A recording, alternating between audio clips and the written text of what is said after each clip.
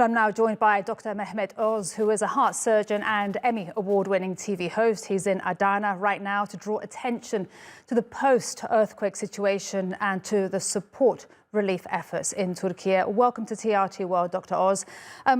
So many hospitals have been destroyed and damaged. You're a doctor. You're in Adana now. You've also visited hospitals in Hatay. What have you seen? And what do you make of the challenges right now and what lies ahead?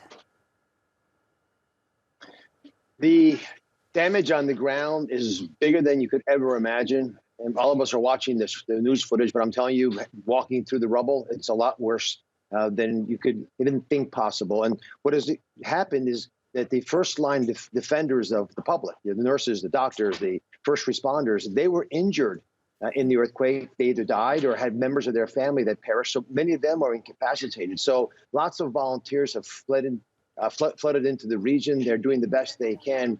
But for the long-term solution that's required, and it's starting to happen now, you need physicians, nurses, and others assigned here for months on end. I visited Samaritan's Purse, which is a U.S.-based charity organization in Hatay yesterday. They're right next to the big hospital in that city, which is incapacitated because it was destroyed in the earthquake. So other countries are coming to the aid of Turkey. But what's really amazed me is the resilience of the Turkish people, that people on their own, volunteering, were able to come into an area like this part of Turkey, which was particularly hurt in the earthquake, and play an incredible role. And I'm surrounded. You might hear some of the patients even, because this is an amputee ward for children. Wow. And many of these children lost their entire family. And yet they're able to pull it together with the help of the wonderful volunteers here. And it just gives you goosebumps to realize the resilience of the human spirit. And we've seen incredible solidarity from so many countries all around the world. And before we let you go here on TRT World, your final message to the US. We know Secretary Blinken will be visiting on the ground very shortly. The US has already pledged, I believe, over $85 million. What else can they do? Your parting message to them?